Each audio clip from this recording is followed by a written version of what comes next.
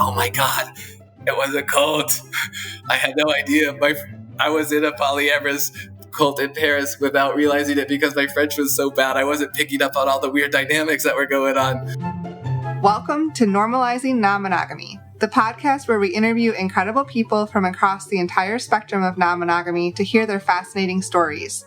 We strive to bring guests on the show who have a healthy approach to non-monogamy. However, it's important to remember that everyone does it a little bit differently, and the views and opinions expressed by our guests do not necessarily reflect our own.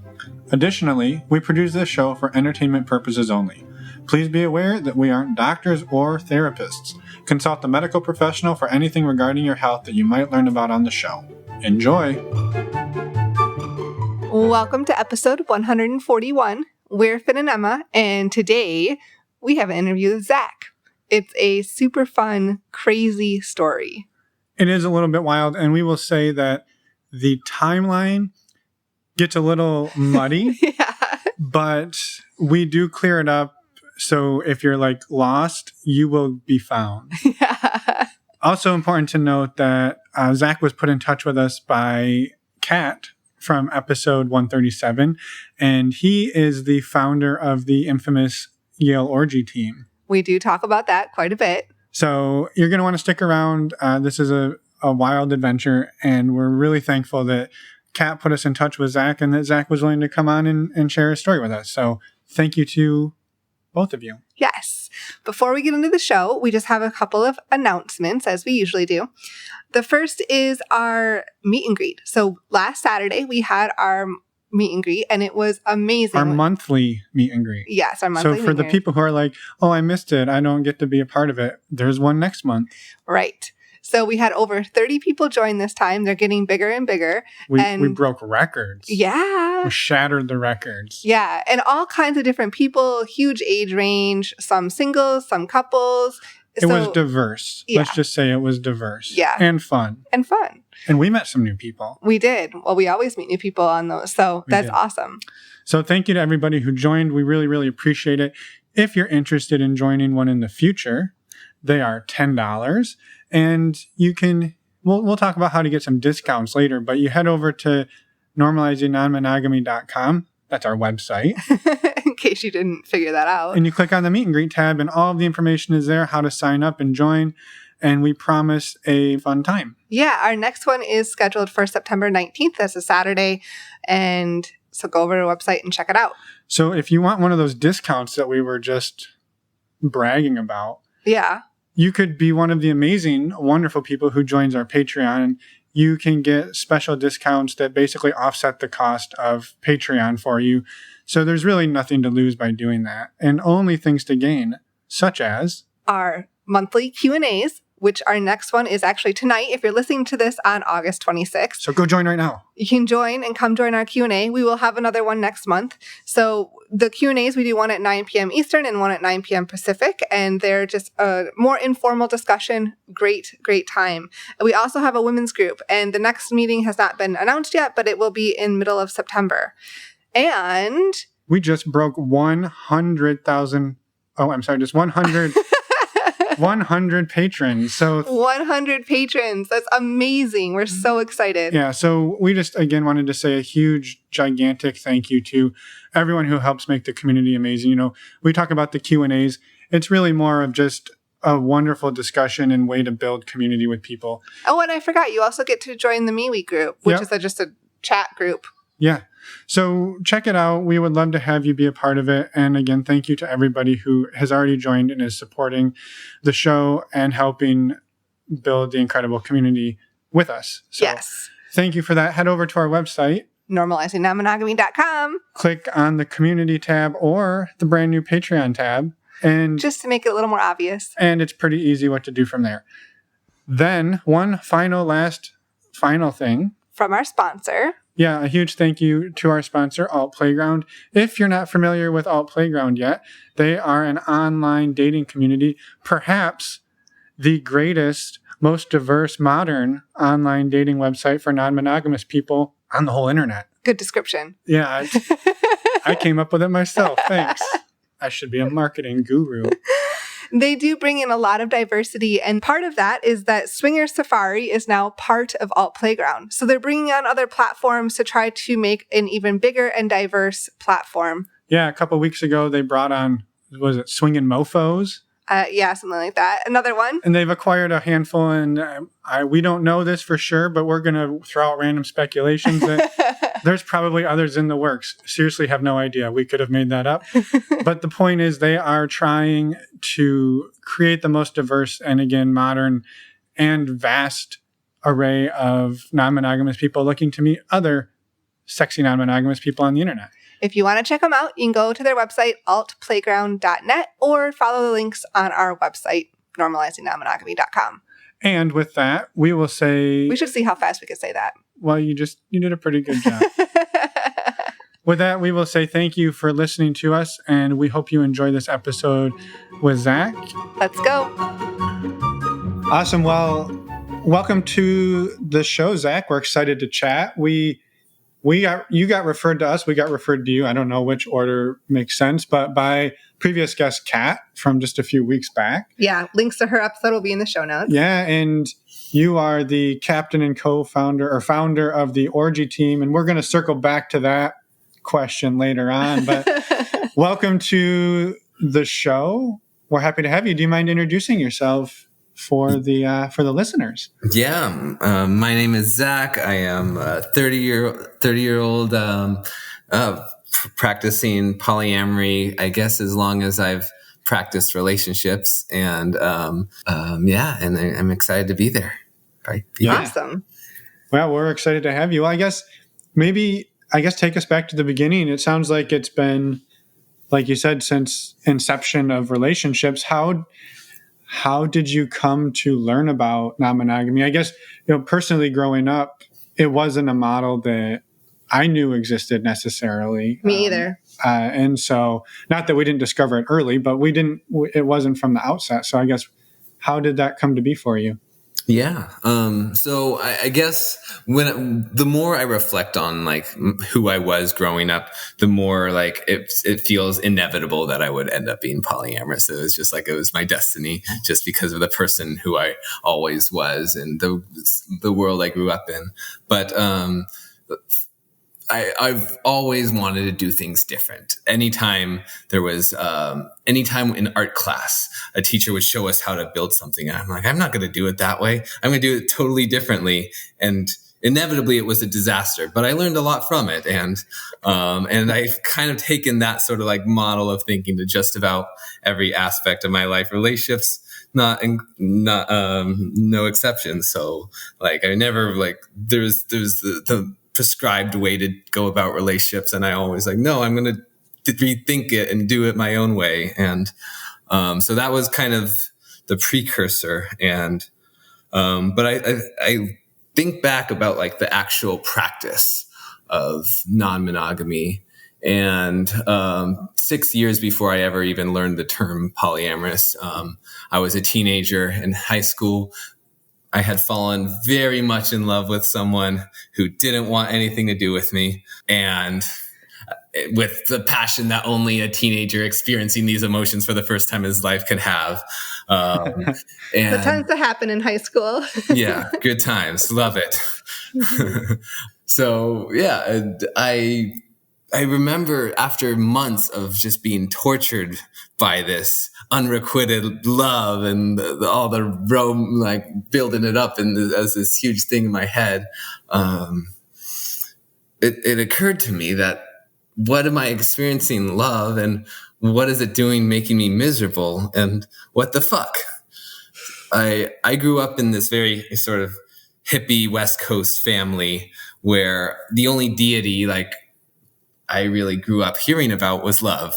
Like love was the cosmic force of the universe. Love is what it was all about, man. Like it was, and so this thing that like, what is our purpose in life? It's to love. What is it always came down to that. And so here I was certain I was experiencing love going, why is this making me miserable if this is what it's all about? And it occurred to me that, there's this societally prescribed checklist that you need to, check. Like if you love someone, you have to be with them. They have to love you back. You have to have a functional relationship, all these things that you need to check if you love someone, and then it's great. And if you don't check the boxes, you're miserable. And I didn't want to be a part of that. I wanted to experience love and love and enjoy it and relish it to its full potential without any of that. And so I guess in that moment, I decided I would start practicing loving unconditionally. And I remember just sort of, yes, I am going to bask in this emotion I have for this woman. And whether or not she wants anything to do with me, that's okay. That doesn't matter. I am going to enjoy this feeling because this is the universe's gift to me. Yeah. Well, and first of all, did she come around or did it not change her mind at all? Oh, I think by the time, she came around to having an interaction with me and we were friends, but it never, nothing ever happened between us, but that's all right. Yeah. The lesson was learned. Well, and then did you put it into practice, the unconditional love, and maybe having, whether they were multiple loves or multiple partners throughout high school? Or I guess, how did it look in a real, physical sense? So, I was not having really many relationships in high school. I just did, I think only my senior year did I actually, get a girlfriend. And it was after that senior year did I finally first have what I felt like I was in a loving relationship. And, so I was late to the game as far, but that I had never really had any non-monogamy modeled for me at this point in my life. But I just remember going, wow, this having this loving interaction, this sexual interaction, all these aspects of it is such a powerful learning experience to connect with someone to this much. And every time you get to experience this, especially at this, young age that we were in, it's such a, boost to the life experience points. That I wanted that for myself and I wanted that for my partner. So I expressed to her that I want you to experience as much as you possibly can. And I don't, the idea of being possessive never really made sense to me. I ended up being faithful in that because my partners wanted to be monogamous, but I never once asked monogamy of my partners because that just was entirely counter of my worldview at that time. So you played by the rules, so to speak, but they weren't necessarily your rules. Yeah. And it really wasn't the model that you were going after, but the people you fell into relationship with, that's what they were looking for. Yeah. And I was that, then for me, playing by the rules of my partner was a form of love that I was happy to participate in. And so it wasn't until my senior year of college, I have all these health complications. I have to drop out of school. And then as I'm still out of school and as I'm starting to feel better, I cash in my Jew card and take a birthright trip to Israel and ended up then staying and did the birth left, backpacked through the Middle East for a while. Then I backpacked through Europe, met a woman in Sweden. She said, let's go to Paris together. We have this Parisian romance. Straight out of the romance novels. And 2 weeks into it, we were talking about what would it be like if we stayed in a long-term partnership? What if we went for this? What if we made it work? What if I never went back to America? And she's like, well, I have to admit something. Prior to meeting you, I identified as lesbian. I want women in my life. And that's an aspect of my identity I don't want to give up. Would you be interested in a polyamorous relationship? And was well, I've never heard this word, but my knowledge of root words suggests that this is exactly what I want. And so that's when I first heard I was 23, first heard the word polyamory uttered, and got ethical slut soon after, and that's the path. So you gotta tell us, how did that relationship pan out? The love affair in Europe. Well, I ended up having to go back to the U.S. eventually, but we kept in close contact. She, for environmental ethical reasons, doesn't fly. So the idea of and then cruise ships are even worse. So coming to visit me in the U.S. meant riding a cargo ship. And so, we still keep in contact every now and then, but she's kind of off the grid. So, but we're still very near and dear to each other's hearts. Right. Oh, that's wonderful. Often. I was just curious. So you come back to the U.S. You still haven't, not that you weren't. Polyamory or non-monogamy is really, like you said, kind of a mindset, but you still haven't. You haven't road tested the theory yet. Yeah. So what happens after you get back? You now know polyamory exists. You've read The Ethical Slut. Where does this take you? Well, and at that point, I'm back in the United States. I'm trying to get back. I'm going back to finish my senior year. I get in the dance scene. I'm dancing a lot. In dancing, this in blues dancing, it's a close embrace dance. If you've ever done it, you get very close with someone, and you immediately test out that connection. And I remember dancing with this one woman, and instantly that connection was so powerful. I knew I was going to fall in love with her.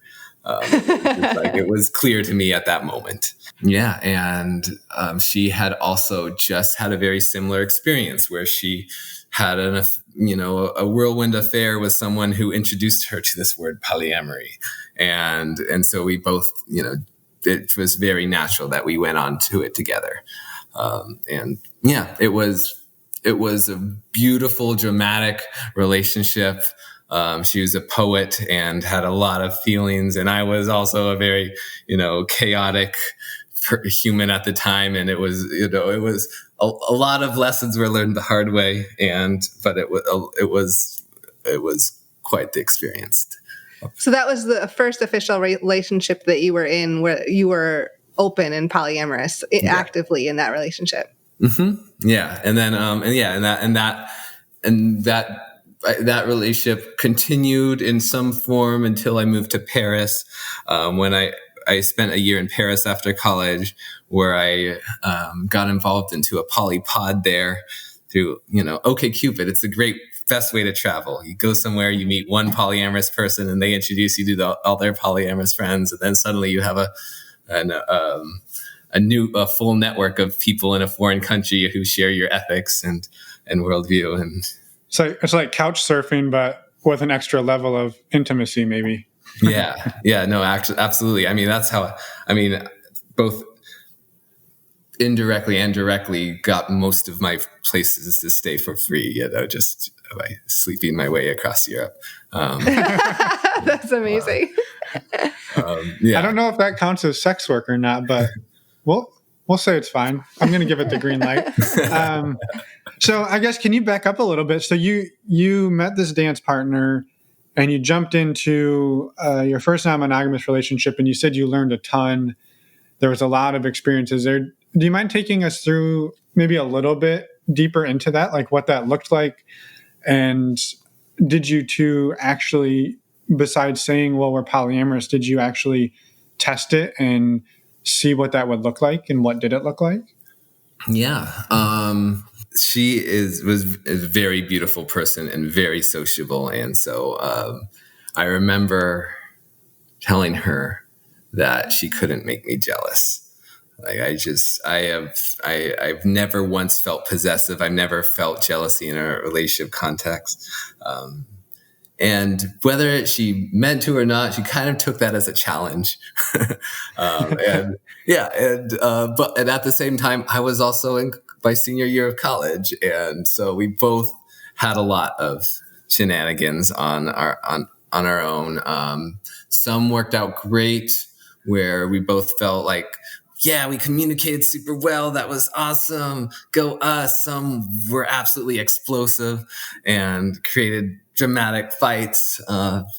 But Yeah, no, we hit the ground running on testing the polyamory. Probably with way more cavalier than I would ever recommend people new to polyamory would take. Was it mostly like casual encounters with other people, or were there other like relationships that you were both forming? And not that a casual encounter isn't some form of a relationship, but were there deeper connections that you were both exploring? Yeah, so parallel? There's two that come to mind, both because of the intensity and because of the ensuing drama. Who doesn't love that?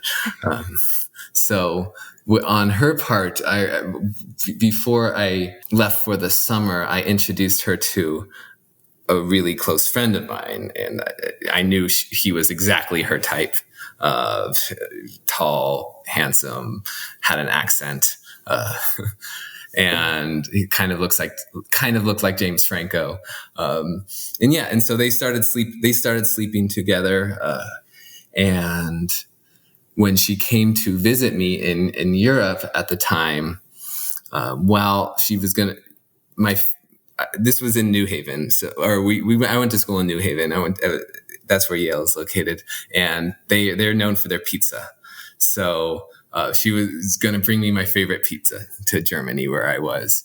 And while she is waiting to pick up the pizza, he's with her, and in that moment, he proposes to her, like, "Don't go to Germany to be with this guy. Stay here and marry me." And so, that was one aspect of, drama. When you didn't get your pizza, right? I did get a pizza. Stayed. I got the pizza. It was delivered to me in Germany. It was amazing. Yeah. She didn't marry him. Okay. He and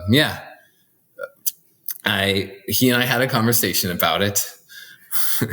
Never quite was the same after that, unfortunately. And it's interesting though, right? Because I guess with the free love, the open love, that wasn't necessarily out of bounds as a move, or did that cross some type of rule that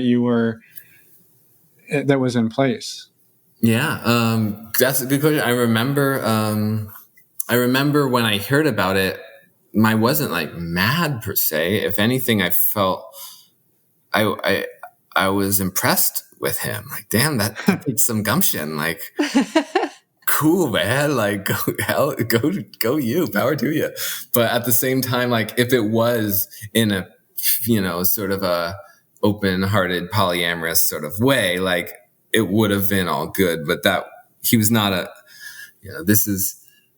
lesson I learned early on was the perils of your partner dating someone who's monogamous, especially if you're close friends with that person. And because inevitably they won't end up wanting a monogamous relationship. Your partner says, "No, I'm already dating your best friend." And in alienation ensues. That happened twice in a very short succession with me. Oh boy! And both of those friendships never quite were the same after that. Wow, thank you for sharing. I mean, that's obviously tough, right? You guys are sort of primary partners, or you're long-term partners, and then somebody proposes. I could see that would catch you off guard. And regardless of your ability to love freely, that would be a tough one to swallow, I think. Yeah. I mean, because essentially what he's asking her is to leave and become monogamous, which, it's still, that's still something that she can choose. And if she chose that, I would have been sad, but said, power to y'all. But she didn't take that path.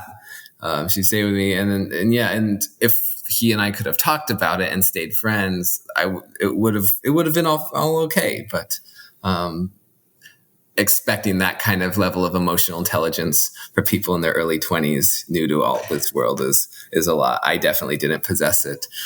Right. Oh yeah. Yeah, for sure. Well, so you're off in Europe. You're still you're polyamorous. You're exploring this. You're meeting people on OKCupid. Yeah, you're OKCupid surfing your way across Europe, and sounds like having a great time. I guess, where does the story kind of go from there, or how do things evolve? Yeah. So back to that first guy who I introduced her to, the very first time she has a sexual encounter with him, I was present for it. It was a foursome. The other woman involved with that would go on to become a partner, someone I dated, a partner of mine. In fact, someone who's still very close in my life. And yes, and so that, I feel like the developing of that relationship kind of was the catalyst to end my first polyamorous relationship. I think there was too much jealousy. There was me falling in love with someone else was not something that was okay with her. Mm-hmm. I remember her saying, right around the time we break up, that was one of her rules, that I wasn't allowed to fall in love with other people. And I remember going, that was never once discussed. I never knew that was a rule. I would have never agreed to that. And it's a very dramatic story, and probably great for radio, but I feel like that was no.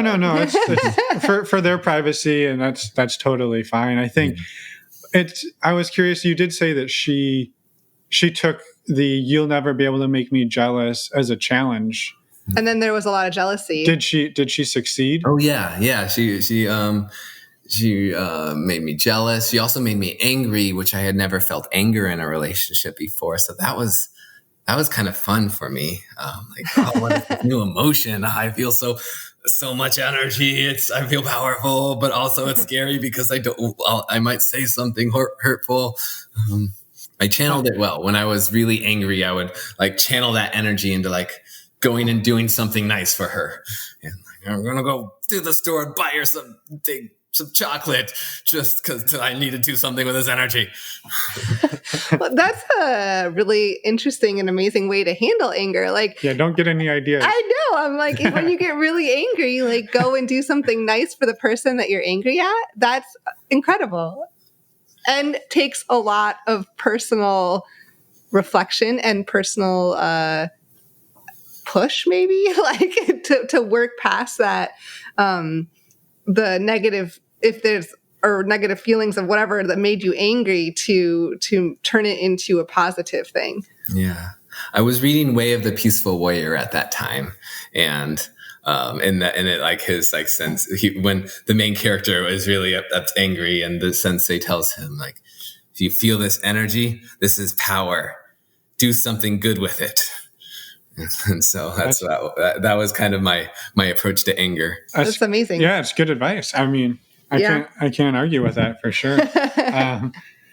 So back to Europe. You're traveling Europe. You sounds like ended the relationship with the first. So it is a little more complicated. Europe, I ended up getting into all sorts of trouble after running of the bulls goes bad. And end up spending a couple of days in solitary confinement, accused of murder. It's a dramatic story. Maybe time for another podcast, but if we have time at the end, we'll circle back or another time. it was kind of Amanda Knox light, but that goes back. I ended up going back to Yale to finish my final semester because it had been so disrupted. I still had one more semester left to do that. And during that time got very involved with the second partner, my second polyamorous partner, the first partner that actually made it polyamorous. I am in love with two people at once while my first partner is studying abroad in Europe, or doing a master's degree in Europe. And so I think the combination of all the wild factors involved in the distance and the me loving other people and her being in a place that's cold and depressing, it's just kind of it bubbled over and it ended. So now you move forward with the second relationship. And that's Yeah. like your second official, if there is such a thing, a polyamorous relationship. Yeah. Oh boy. Yeah. So the story continues. So what ended up breaking up the first relationship was the straw that broke the final wreck was me violating fluid monogamy with her. That it was a boundary that we put up at the very beginning, but we hadn't talked about in a year. And it was sort of an out of sight, out of mind sort of I feel, boundary for me. Obviously, in retrospect, it's very clear cut. I mean, this is an issue with polyamory very often, but in my crazy college kid head, it just sort of never really entered it. And so I think in this sort of like, oh, by the way, you're probably not cool with it, but I want to tell you all this has happened. That was the straw that broke the camel's back. We broke up. I was in Cambodia at the time. But I flew across the world to do this grand romantic gesture to get back with her, and it was amazing. I created this scavenger hunt, and it was this very and this was for the first woman, right? This is for the first woman. Yeah. And we had this most magical day. And she was like, and like head over heels, said it was the best day of her life. But also this other woman is a deal breaker for me. And so I had to, and so she said, if you want to do this, you have to not only cut this woman out of your life, tell her all the ways she harmed me, and actually be safe and say these things that I will tell you to say that were pretty mean. And I did it. And something I still regret. I think this is what sort of was a turning point for me on the idea of hierarchical polyamory and relationship anarchy. Having one person say for our relationship to work, you have to treat someone poorly. You have to end your relationship with this other person. Just sort of went against everything I valued. Without prior to having language for it. Now I am full of, poly jargon and theory as to why, but at that time it's just all very intuitive. Yeah. So you ended up breaking it off with the second woman that had become very close to you. Hurt her very badly. Right. Yeah. And you went back with the first woman. Not particularly. It was never so then you weren't with either of them. Yeah. So yeah, then I wasn't with either of them. I just sort of like, well, I gave it my all. Time to walk away. And that's when I moved to Paris. and got involved in the Parisian polypod that actually turned out to be a cult. That was wild. Whoa. Okay, we'll have to circle back to that maybe. Well, just right now. So hold on. What happened with what's the Parisian polypod or polypod? You said? Yeah. Polycult. It was. I met a woman on OKCupid, 99% match. And she's like telling me all about her various partners and the things they go, and invited me over for apéro, which is sort of the French happy hour. They're very into the social apéros at someone's house. It's kind of a potluck happy hour. And so, yeah, and I met all these French polyamorous people while I was, and then they were having Game of Thrones night. They invited me to, and then they're saying, yeah, we have these horizontal parties as well, which is their code word for play parties. But they don't want to, or their code word for sex parties, but they don't want people to feel pressure to have sex. So they call them horizontal parties. And I was like, well, what if I want to be That's vertical? Creative. Come on. Yeah, all my sex is vertical these days. So. So I got very much involved with them. Watched entire season of Game of Thrones with them. Went to these they even threw me a horizontal going away party. And it was great. But at that point, my French was really poor. And they were all fluent in English. So I would kind of like drink wine and eat cheese while they all talked. And occasionally somebody would come over and like, oh yeah, this is what we're talking about. Like, okay, cool. And so that was the dynamic. It was years later, I reconnected with someone I like had a whirlwind fling with right before I left Paris. I reconnected with her years later, and she said, "Oh yeah, right after you left, like some of the organizing guys got accused of rape, and the police got involved, and then they realized it was a much bigger problem, and then the anti-cult task force got involved, and they really, and they treated it as a cult. And in retrospect, it's like, wait, they were buying all that land and setting up all these sort of like farming operations where they were all going to go live on it. Oh my God, it was a cult. I had no idea. I was in a polyamorous cult in Paris without realizing it because my French was so bad. I wasn't picking up on all the weird dynamics that were going on. And wow.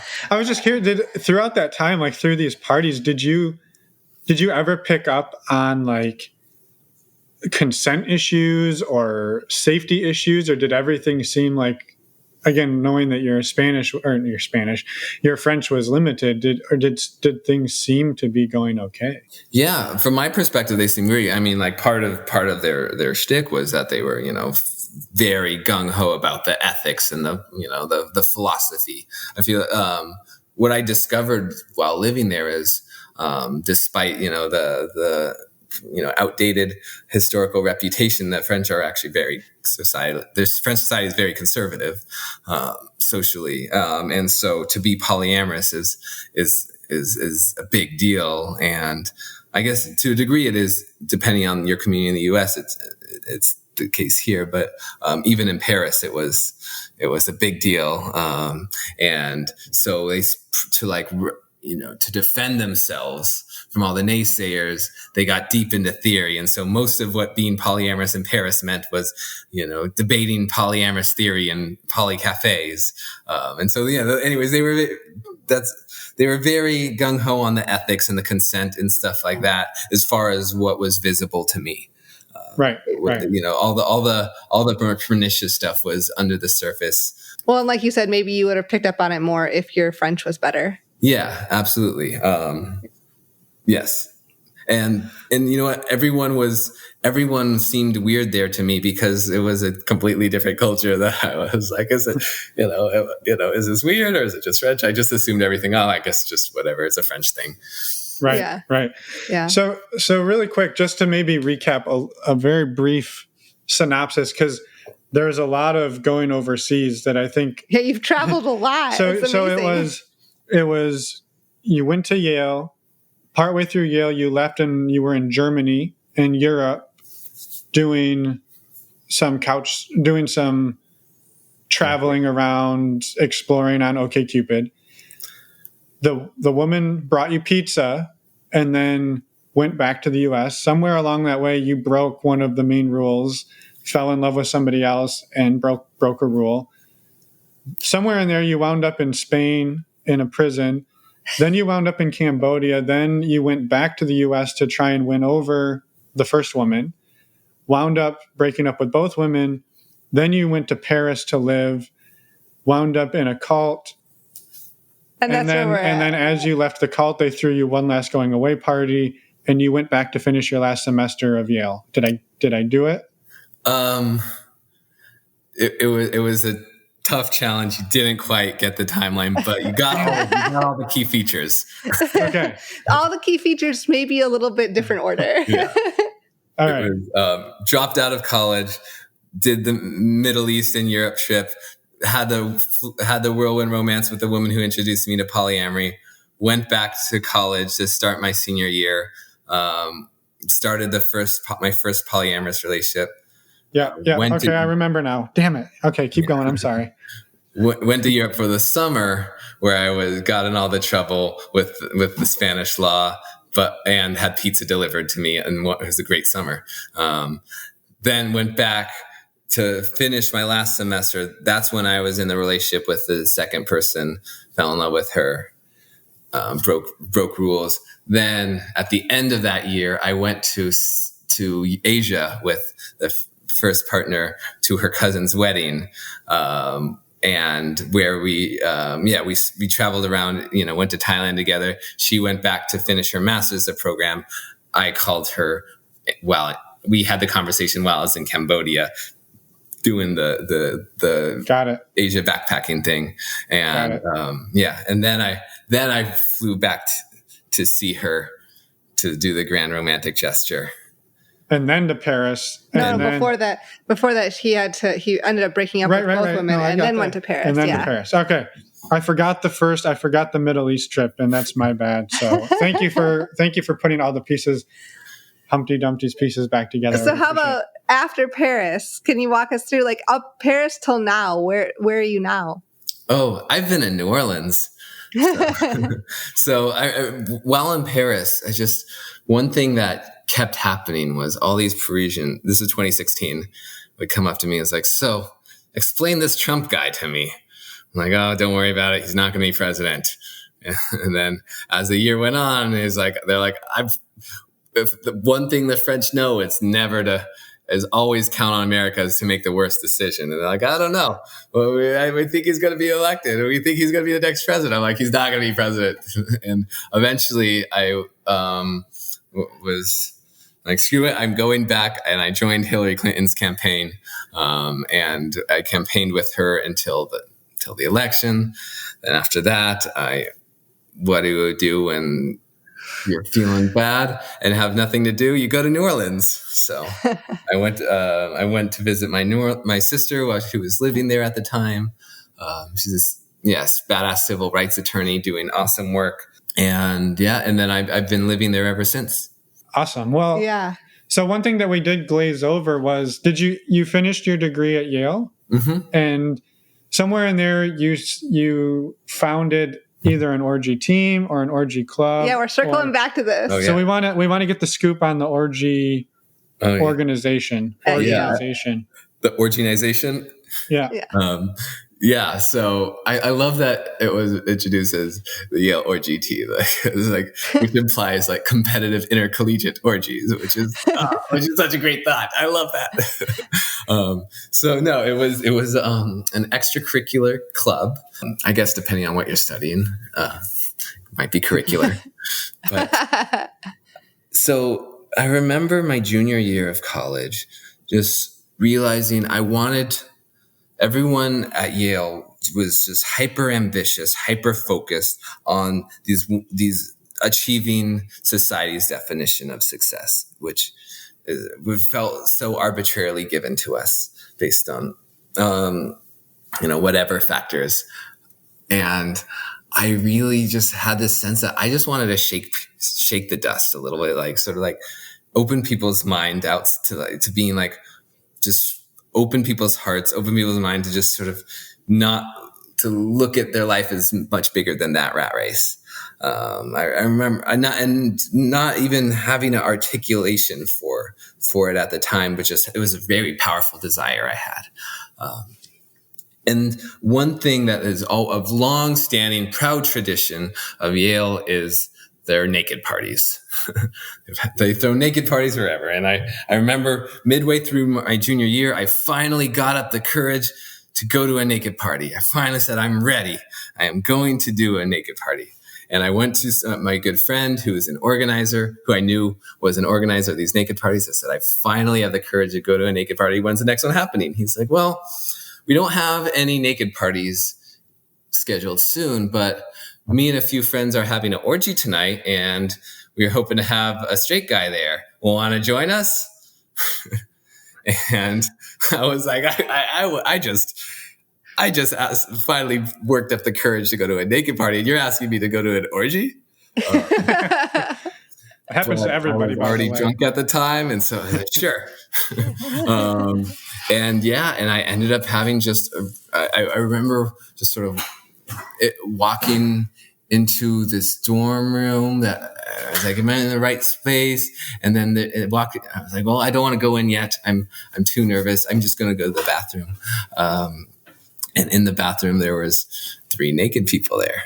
And I was like, oh, this is surprising. They're like, oh, we're about to take a shower. Want to join us? I'm like, yes, I would love to. And they invited me into the shower. We all played with each other in the shower. And then they're like, come on into the main room. And there was 12 people in the room, all having a great time doing sexy things with one another. And and it was just such a mind-blowingly magical experience. And there was like some insecurity of, am I like the 13th wheel? I don't know. And then the next day, the person who invited me said, everyone loved having you there. It was great. We can't wait to have you join us for next time. And it was just like, wow. It felt such a mind-changing, life-changing, magical experience for me. And apparently it was a group of queer students that like from their freshman year just all liked having parties together and having sex with one another. That was their thing. And then their senior year, they decided like, maybe let's try and have some like new faces. And so I was like the first new face they invited. And wow. And then, so the next time they had it, like I helped recruit new people to come and join. And then the next one, I like helped them organize. And then the last one, they were graduating the next day. And I was like, let me throw you a going away party, going away horizontal party. And that was the first one I ever hosted. And once he graduated, he says, Zach, this has been a magical part of my college experience. I hope it can be the magical part of a lot of people's experience, but it could only happen if you host them because we're leaving. So thus the creation of Yale's Orgy Club. So I have so many questions, but so was this a university sanctioned, like an actual official club? At that time, no. And at this time? At this point, it's university funded. They have, pre-corona, of course, they had events with 100 some people. My successors have created the organization that I fantasized about having when I was a student.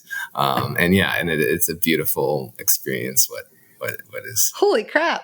That's amazing. No. So many questions. So back up. This was held these parties were held in a dorm? Yeah. So the first ones, they're small, so you could have them in a common room of a dorm. So that could accommodate 20 people, very closely packed. I just don't even. I know. I think I'm just thinking back to my university and how this would never ever happen. But did you wall off so nobody wandered into the orgy mistakenly, or the logistics of this are puzzling to me? No, people wandered in and be like, "Oh, sorry," I would leave. That's amazing. Or roommates would be coming home from studying and be like, these idiots again. All right, I'm just going to my room. So after everyone left and you had to take the baton, so you started hosting these events, and then that's how it kind of started growing into what it is now. Yeah, absolutely. So I took it, I sort of refined the process, a repeatable process, industrialized it, if you want, I don't know, codified the processes. And I started hosting them off campus because the dorms would not cut it for the size crowds that I was inviting. So find people, students who live in off campus housing that would had a big enough space and wouldn't mind me taking over their house for a party. And I had people. I mostly did it it was, in retrospect, I wish I brought more help on board, because I was doing it, so much of it by myself was a very stressful experience, and sharing the hosting responsibilities was something I should have done more on. But I definitely had some people help me out. And the woman who I said, my second polyamorous partner, after I graduated, she was the one who took up the torch and hosted it in my absence, and it is carried on. Now it's a full committee of people, doing really good work. Wow. Okay, so you still have so many questions. I know we could do an entire episode about this, but I guess maybe my main one is how. It's maybe a two-parter. How do you keep yourself safe? So the safety piece of it. So keeping yourself sexually healthy and physically healthy, and then how did that play into keeping everybody who's going to these parties? Was there a big educational component to these events? Like, here's how you can, approach consent. Here's how you approach safety. Here's how to do all of these things. Or is it just like, here's a flyer, come to our orgy tonight, and we'll see you at 7:30. Well, especially in a college environment, there's the consent is just, there's a lot of room for potential violations there. Yeah. So yes, I'm glad you brought that up. I have that. This was something we thought of often. So why did we do something like? Why do we risk our reputation on campus to among highly ambitious people that, might be our senator one day? I don't know. To do this, it was, was it just because we were horny college kids? That was a big part of it. But really there was a political mission. There was this drive to, when my first experiences, it was a group of people that came together in the most loving, accepting, and communicative and respectful way to just make each other feel good. And that was a sort of joie de vivre, benevolence that I had never experienced before.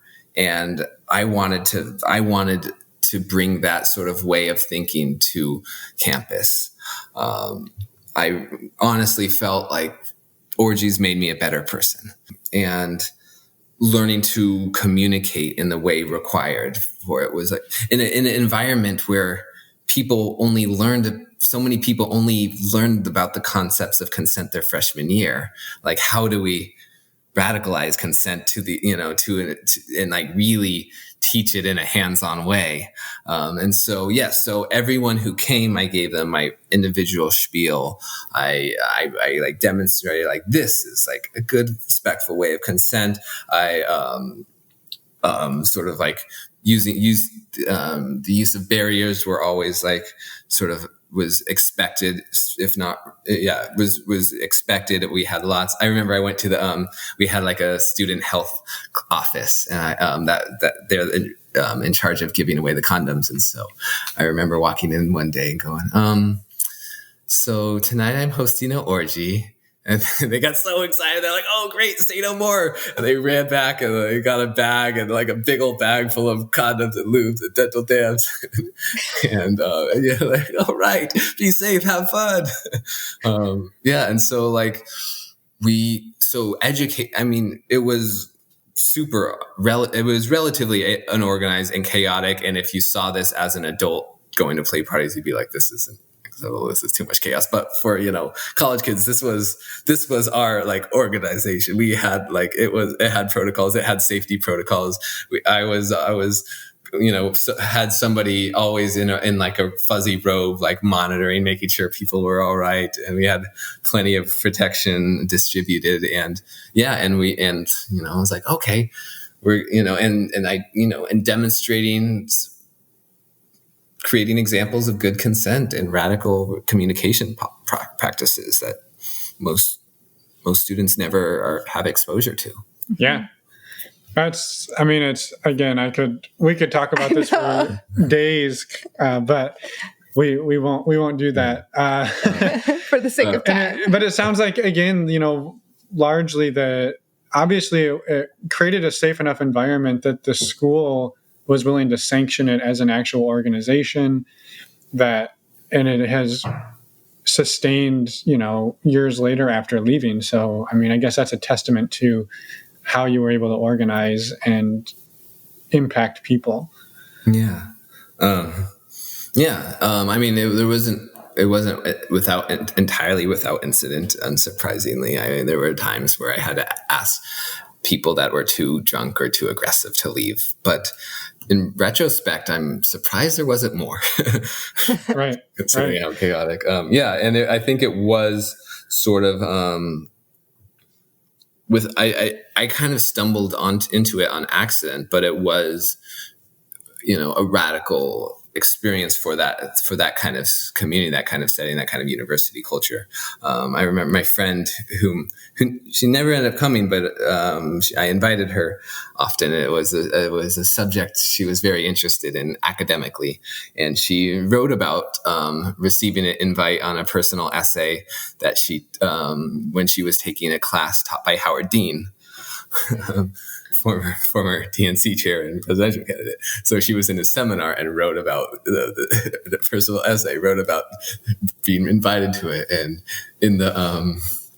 in his feedback to her, he said, "Oh yeah, I love the part about the orgy invitation. I mean, I'm assuming that's fictional because, I went to Yale in the 70s and those weren't even happening then. So there's no way those things are happening now." So I was like, wow, Howard Dean, indirectly, lauded my wildness. Wow. That's amazing. That's awesome. Yeah, no, it's amazing.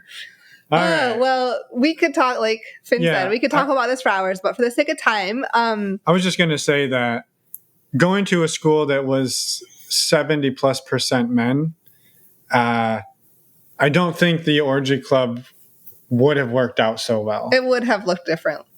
It would have been a lot of guys standing around going, "Yep." Sometimes we had that, every night was different. But what I found was amazing in that environment is when the one event I actually had where it was mostly guys, all these guys that are otherwise entirely straight were like, "Well, we're here, let's do it," and started hooking up with one another. And I was like, wow, this is so cool. That's amazing. That's what I was going to say is you don't know until you're in that sex positive environment who may be kind of curious underneath that veil of I must be straight type thing. Right. So if they're put in that environment with a bunch of other same sex people and you're horny and excited, and curious, well, other things can happen. And so that's cool that they felt safe enough that, okay, well, let's try this. Just because I do it once doesn't mean I have to do it again. Or maybe I am actually bi or gay. Yeah, no, I love that about it because being that everything was it was a whole new context. So everything else doesn't apply anymore. All your previously sexual identity, all the other things, all the other holds no longer apply. So in this new setting where everything is so accepting and okay, and everything is so sexually charged. So many people really got to experiment a whole lot. I remember seeing a guy talking to a friend of mine, and he's like, "Yeah, on the Kinsey scale, I'm like a -1." And half hour later, I saw him going down on a woman. I was like, oh, wow. Flip the switch. I think a lot of people realized they were a lot more bi than they previously thought they were in those environments. And no, that's amazing. So we'll get off the Yale Orgy Club a little bit. I was curious if you could talk about what your relationship structure, if you're okay, looks like right now. Yeah. Thanks for asking. So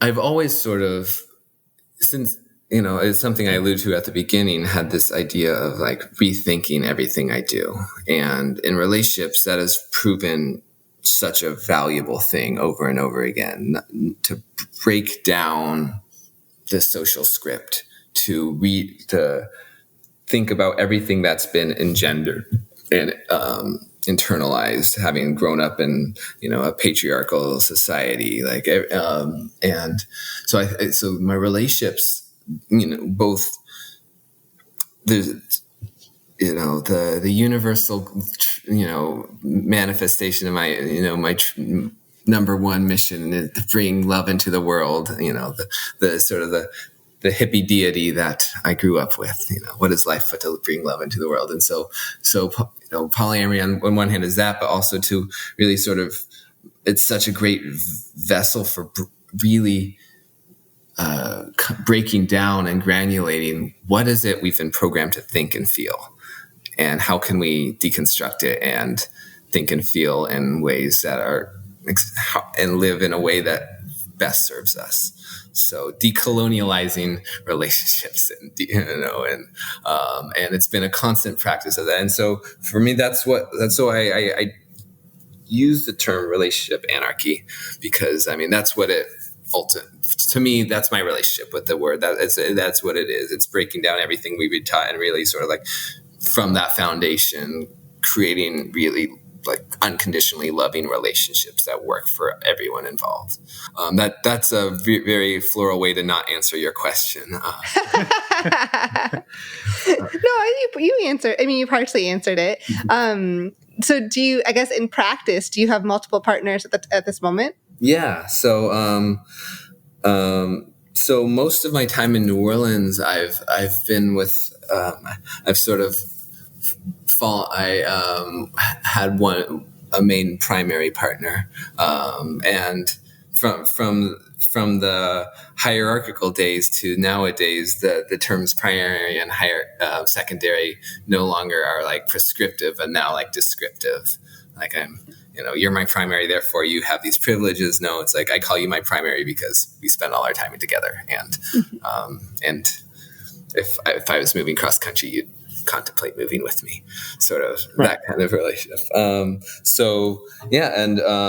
It was difficult in that we had sort of different ideas of what partnership looked like, just sort of on a day-to-day basis. So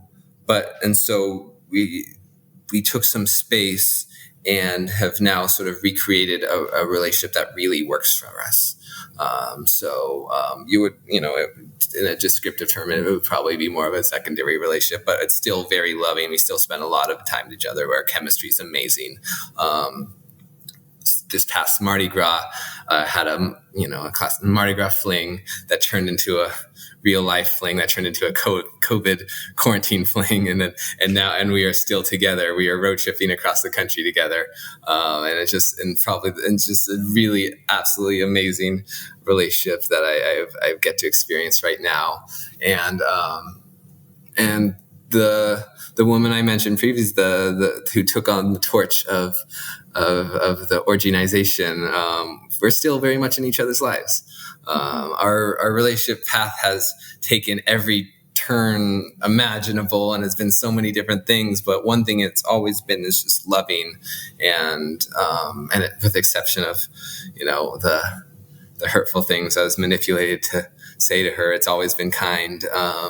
And we've always been there for each other. And so she's still someone I would consider a partner, someone I'm still madly in love with. And this last actually couple of weeks, we've had this sort of beautiful flowering in that we've all kind of converged, all four of us kind of converged in one location, being that everyone has free time on their hands because no one has a job anymore. So we spent the last month in the same city together, just living out all our polyamorous fantasies, and it's been an absolute magical experience. We could keep talking for hours, but we want to be respectful of your time. And maybe, are there anything that you wanted to talk about that we haven't really covered? Is there anything major that we're missing that? I feel like we've touched, of the stuff that I was coming into this evening thinking I would talk about. I think we've touched the main one. Now that I live in New Orleans, actually, my New Orleans polyamorous life. So I feel like, the sex parties and polyamory, they've both developed totally independently one another. It feels ironic because nowadays they feel so intertwined in my life, but they came from completely different, circumstances, and probably both would have happened without the other. But and so my partner that I've been with in New Orleans, she. As I was living there and sort of like developing this community and finding all the weirdos and the sex positive people and the fun poly people, and building that network, she said it was always her fantasy to be in an orgy. So I was like, well, I used to throw these things back in my college days. Let me throw you one for your birthday. And so for her birthday, we had a sex party full of all our mutual friends that the vast majority of whom had never done a play party before. And it was just such it was kind of, they were friends from all sort of walks of life that all just had such a phenomenal, magical time. It was definitely a night to remember. Absolutely. And now that entire group of friends are now our sex party friends. And so we've all had such a good time. Like, this is the sex party community of New Orleans that I hang out with. And so I've continued hosting events throughout this time, and others have been hosting events. And it's like most communities in New Orleans, it's relatively small, but like very outsizedly active, disproportionately active for. And you're talking about like the last few years that you've lived there, correct? Yeah. So that would be, yes, since the end of 2016. Yeah. Cool. Yeah. I mean, if we're talking my time in New Orleans, it's been many things wonderful brought into my life. I'm the owner of 2 pugs that I, Awesome. That are probably super cute, I'm sure. Well, I mean, again, we could talk for hours. You have a vast array of experiences that have been fascinating to listen to and hear and learn about. So thank you for sharing all of them. Is there any final thing that you wanted to throw out there for the listeners or share with people as we let you get on with your evening? Yeah, I guess it's just the wrap up with gratitude. I have a lot of gratitude for not just the polyamorous experiences of my life, but also the polyamorous community that I've suddenly become very aware of over the last few years. And the 2 of you are doing an amazing job being a part of and adding to that community. And it's an awakening of people all over the world, sort of rethinking relationships and how we could love more unconditionally and fully, and break down all the negative things that we've been taught, and create beauty and love into the world. And thank you for bringing love into the world, and thank you for helping others do the same. Oh, no. Well, we appreciate it. Thank you for the kind words. Yes, thank you so much. And thank you for doing the work you do, too, because it takes all of us to do our part. Yeah, and if there's any Yale orgy alum out there that want to share their experiences. Or other friends of yours. Who knows? They might be all mad at me for narking out their organization. I hope not. Well, if enrollment explodes at Yale this year, we'll know why. The admissions department should get Yale a cut. Yeah, we should. I was going to say we should get an affiliate with Yale. 1% ought to be enough. We should be all right. Okay. Awesome. Well, thank you again, Zach, for everything. It was fantastic. And if you're listening, thank you, Kat, for hooking us up with Zach. We appreciate it and have a wonderful, wonderful evening. Yeah, thank you so much. Yeah, it's been a joy talking to you. And thank you, Kat. Kat is a wonderful human being. I'm glad that y'all got to talk to her as well. Yeah, it was awesome. So thank you again and enjoy your night. All right, you too. Good night. And we're back. Just me this time?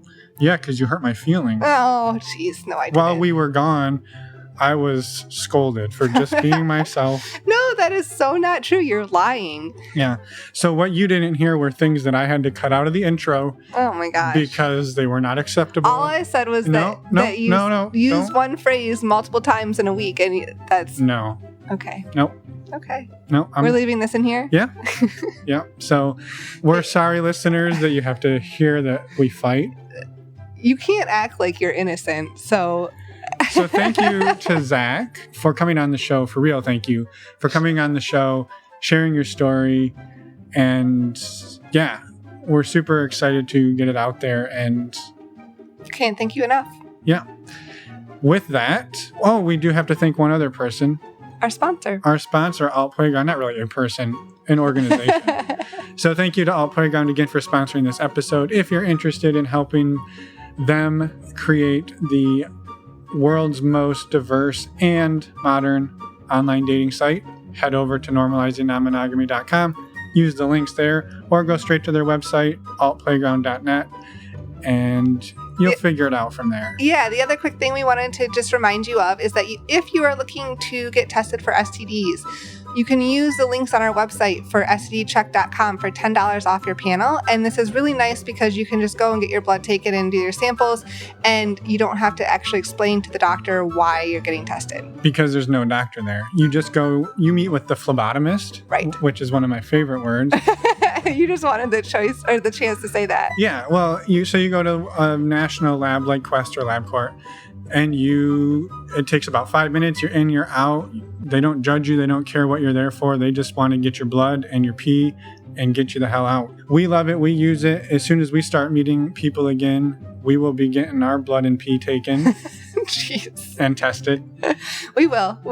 So if you are already there, if you're comfortable to get out in the world and maybe you're in a part of the country where there's no COVID, go forth. Or less COVID. Go forth, get tested, and be safe. And if you want to help support the show and save $10 off of an already fairly cheap service, head over to our website again, normalizingnonmonogamy.com. There are links on the homepage, there are links on the resources page, or there are links in your podcast player below that should take you straight there.